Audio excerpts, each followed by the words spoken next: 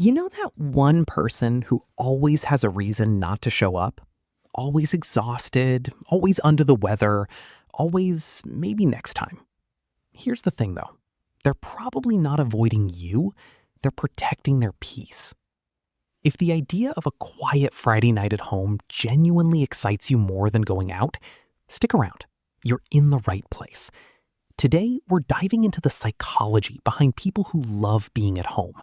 The ones the world labels as boring, but science actually sees very differently. Let's start with the basics. Extroverts gain energy from being around other people. The crowd, the noise, the energy of a room, that's their fuel. But for introverts and people who naturally gravitate towards solitude, social interaction slowly drains them, even when they're enjoying it. Home isn't just a preference, it's where they actually recover. Psychologists refer to this as optimal arousal theory, the idea that different people need different levels of stimulation to feel their best. It's not about being lazy or fearful, it's just how certain nervous systems are built. But introversion is only part of the picture. A lot of home lovers are drawn to their space because it gives them something the outside world rarely offers: control. Think about it. Out there, everything is unpredictable. Strangers, noise, sudden change of plans, small talk that goes nowhere. At home, you set the tone. The lighting, the volume, the entire atmosphere. For people who deal with anxiety or high sensitivity, that kind of control isn't just comfortable, it's necessary. Here's something that might surprise you. Research actually shows that people who enjoy solitude tend to score higher in creativity, self-reflection, and problem-solving. Staying home isn't the absence of productivity. It's often where the best thinking happens. Not under a strobe light at a bar, but in a quiet room, a good book, or an unexpected 2 a.m. thought spiral. And yes, we live in a culture that glorifies being out. The social media highlights, the you only live once energy, the constant pressure to be somewhere, doing something.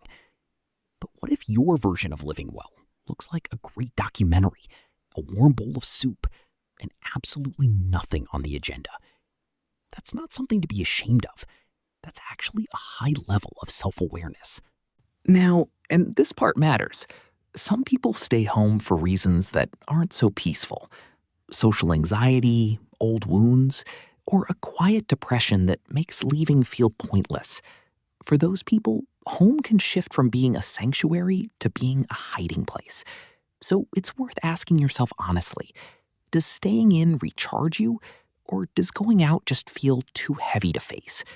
One is a healthy choice. The other might be worth exploring. But for people who genuinely thrive in solitude, they're not missing out on life. They're just living it on their own terms. They find real meaning in the small, steady moments. The morning routine, the familiar corner of the couch, the way afternoon light moves across the room. Things that most people blur past without noticing. Psychologists call this a low stimulation preference.